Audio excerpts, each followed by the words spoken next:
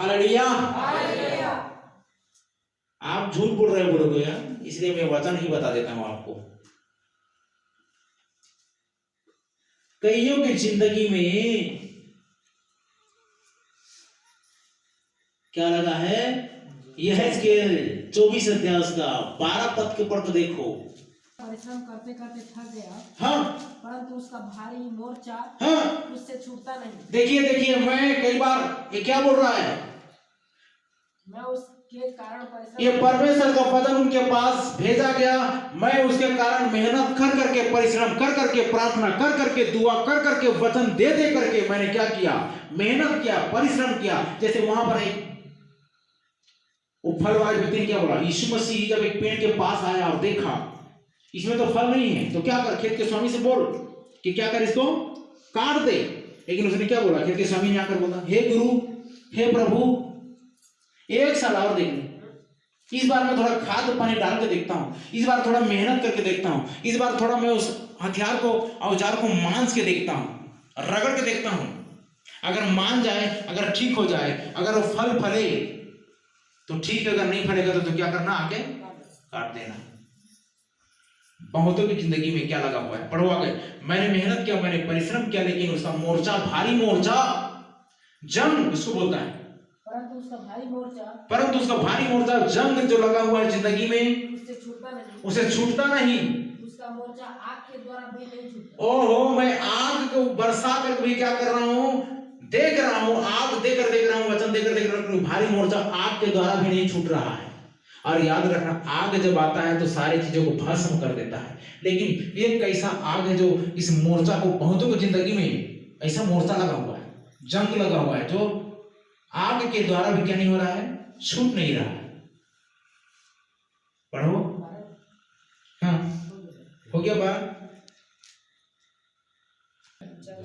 और जंग कब लगता है पता है, जब लोहा सुरक्षित है, इसीलिए उसको अंदर विधि में लगाया जाता है कि उसमें हवा ना घुसे, मतलब हवा भी ना जाए और पानी भी ना पड़े। हवा और पानी के संपर्क में आने से जंग लगता है। किसके संपर्क में आने से, हवा और पानी। हाँ, ये छिटका पानी, चारी गोट और छिटका पानी में जब तक नहीं आएगा ना उसके अंदर में, ये जंग नहीं लगेगा। आप विशुद्ध वचन को सुन रहे हो और कहीं से और चारी चुकली वाला छिटका पानी सुनोगे ना, बोलते हैं ना छिटका पानी और चारी गोट नहीं सह पाते हैं क्या? ठंड के दिन में आपको ऐसा पानी छिटका दे तो देखना, फिर आज चारी गोट कोई कर दे तो फिर देखना, सह पाते हो? नहीं सह पाते। तो ये यहाँ भी तो वही बात है, ये पानी और ये चारी वाला गोट को मतलब उसमें आते हैं ना संपर्क में, तब उनके अंदर में जंग लगता है। नहीं तो अगर आप शुद्ध, साफ, स्वच्छ रहते हो अंदर में, परमेश्वर के वचन के अंदर में, तो आप कहीं और से जंग आपकी जिंदगी में लग नहीं सकता। लेकिन आपने जंग लगने के लिए क्या कर दिया, इनवाइट कर दिया, अनुमति दे दिया, मौका दे दिया। तो ये नहीं होना चाहिए। लूका 18 अध्याय 1 पद को पढ़ दीजिए। और इन सब के बावजूद भी हम क्या करना नहीं छोड़ना चाहिए।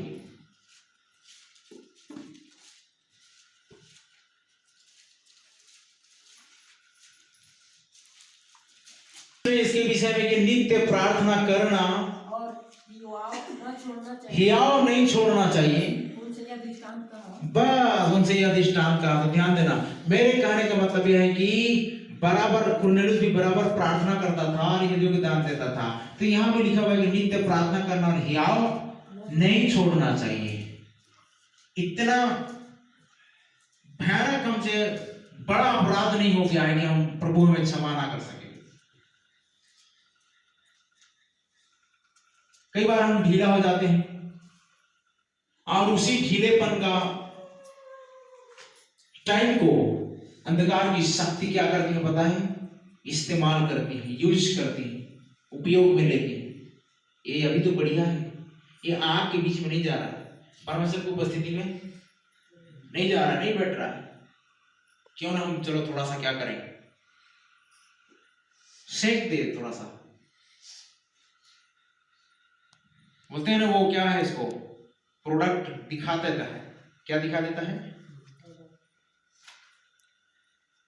उत्पत्ति किताब से पढ़ते आएंगे तो पता चल जाएगा।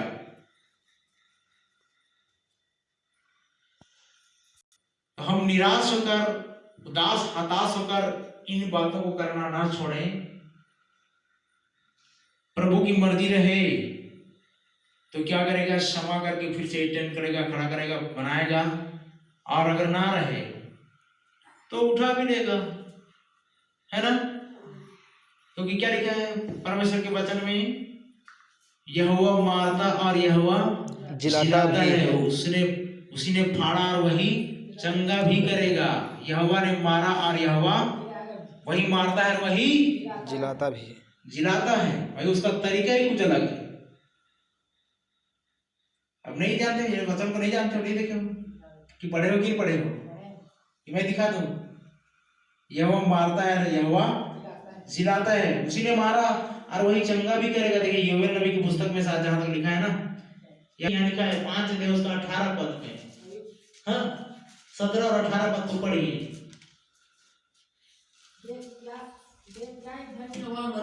देख क्या धन्य है वो मनुष्य जिसको परमेश्वर ताड़ना देता है। वाह, हालेलुया। हालेलुया। आप तो ताड़ना को बर्दाश्त नहीं कर पाते, आप तो थोड़ी सी परीक्षा को सहन नहीं कर पाते। नहीं, कौन होता है मेरा परीक्षा करने वाला, कौन होता है मुझे ऐसा बोलने वाला। लेकिन लिखा है यहाँ पर, क्या ही धन्य है वह पुरुष जिसकी ताड़ना परमेश्वर करता है। आगे, इसलिए तू सर्वशक्तिमान की ताड़ना को तुच्छ मत जान। सर्वशक्तिमान परमेश्वर की ताड़ना को तुच्छ मत जान, क्योंकि वही घायल करता, हाँ वही घायल करता है और वही पट्टी भी बांधता है, और वही पट्टी भी बांधता है। वही डॉक्टर है और वही क्या बोलते हैं, सर्जन है ना। वही मारता है, हाँ वही मारता है, और वही अपने हाथों से चंगा भी करता और वही अपने हाथों से चंगा भी करता है। यहोवा ने मारा तो यहोवा चंगा भी करेगा। हालेलुया। हालेलुया। आपको किसी मनुष्य को बोलने की जरूरत नहीं है। आप लड़ो तो जितना लड़ना है परमेश्वर के साथ में, कहो परमेश्वर को, रो कर बोलो या फिर डांट करके बोलो, या दांत किटकिटाओ उसके सामने, तूने ऐसा क्यों किया। फिर वो जवाब देगा, उत्तर देगा, मैंने तुझे क्यों मारा और क्यों जिलाया। क्या लिखा है यहाँ वचन में, क्योंकि वही घायल करता और वही पट्टी भी बांधता है, वही मारता है और वही मारता और वही अपने हाथों से चंगा भी करता है, और वही अपने हाथों से चंगा भी करता है। अब आप क्या कहोगे इसमें, किसी मनुष्य का क्या दोष है। वो भी तो कभी कभी समझ नहीं पाता है कैसा हो रहा है, क्यों ये कैसा हो रहा है।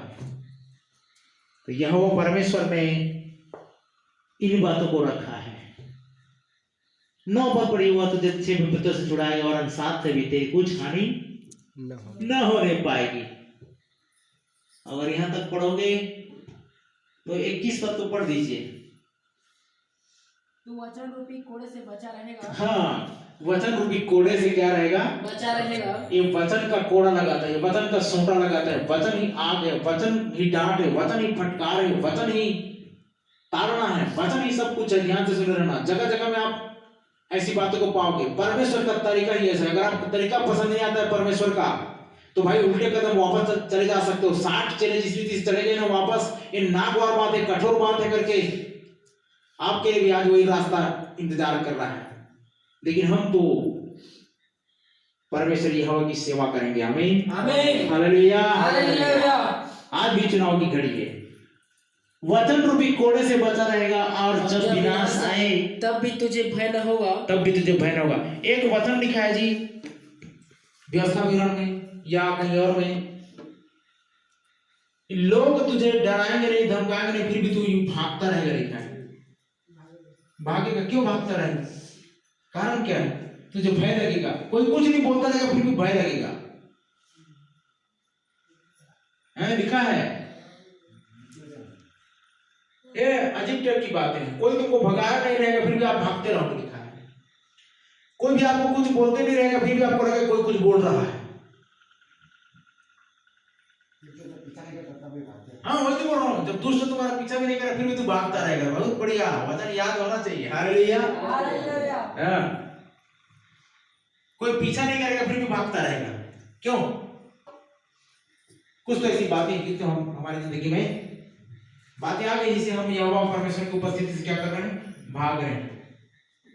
जब तक वो हम पर अनुग्रह न करे तब तक हम उसे पुकारते रहेंगे। लिखा है आमीन। ऐसे समय में जब आप परमेश्वर को नहीं पुकारोगे तो किसको पुकारोगे। उसने बोला संकट के समय मैंने तेरी सुन लिया, संकट में तू मुझे पुकार, मैं तुझे छुड़ाऊंगा और तू मेरी महिमा करने पाएगा। Hallelujah hallelujah. इसलिए हमें चाहे वो मारे, चाहे वो डांटे, चाहे वो ताड़ना दे, चाहे वो कोड़ा लगाए, वचन रूपी कोड़ा लगाए, वचन रूपी हथौड़ा लगाए या वचन रूपी आग दे, सब में हमको खुश रहना पड़ेगा। आमीन आमीन। सांसारिक पिता जब हम गलती करते थे तो कोड़ा लगाते थे, तो परमेश्वर आत्मिक पिता है, कितना ज्यादा हमें क्या करेगा, चिताएगा।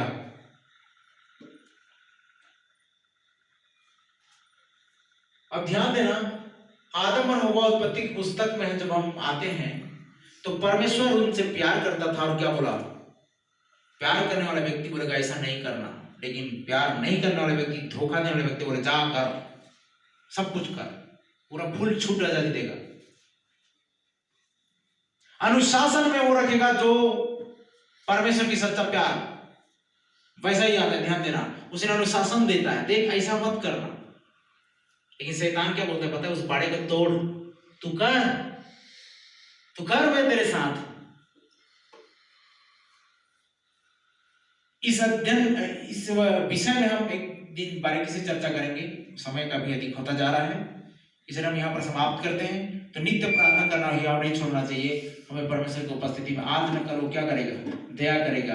अगर वो चाहेगा तो ले जाएगा, क्योंकि वही घायल करता, वही पट्टी भी बांधता है, वही मारता, वही जिलाता है। अब अय्यूब की पुस्तक को पढ़ के देखो क्या लिखा है। अय्यूब ने क्या बोला, प्रभु सर्वशक्तिमान परमेश्वर के तीर मुझे लगे हैं, तीर मुझ में चुभे हैं। वो क्या किया, उसने मुझे कीचड़ में फेंक दिया है, उसने मुझे ढकेल के गिरा दिया है। सब कुछ का करने वाला सिवाय गलती के, भले कामों को करने वाला परमेश्वर यहोवा है। आमीन हालेलुया हालेलुया। तो समझ में आ गया। बहुत से राजाओं, बहुत से भक्तों ने और धर्मियों ने चाहा कि जो वचन आज आप सुनते हैं वो सुने, परंतु उनको अवसर नहीं मिला, परंतु उनको सौभाग्य नहीं मिल पाया। आपके लिए इतना बड़ा सौभाग्य है कि आज परमेश्वर का वचन सुन पा रहे हैं और डिसीजन ले पा रहे हैं, ये बहुत बड़ी गलती है। कहीं और पर हमें समर्थन मिलेगा। याद रखना, इसी धर्म में चंगाई, मैंने बोला था, इसी धर्म में अनुग्रह, इसी धर्म में कृपा, इसी धर्म में सब कुछ है, और कहीं और नहीं पाओगे आप। चाहे दुनिया घूम लो, पूरा आप वर्ल्ड में जाकर तलाश कर लो, और कोई दूसरा, तीसरा, चौथा, पांचवा ग्रह भी चले जाओ, लेकिन वहां ऐसा वो चीज नहीं मिल पाएगा जितना अनुग्रह, जितनी दया, जितनी कृपा प्रभु के राज्य में है। हालेलुया।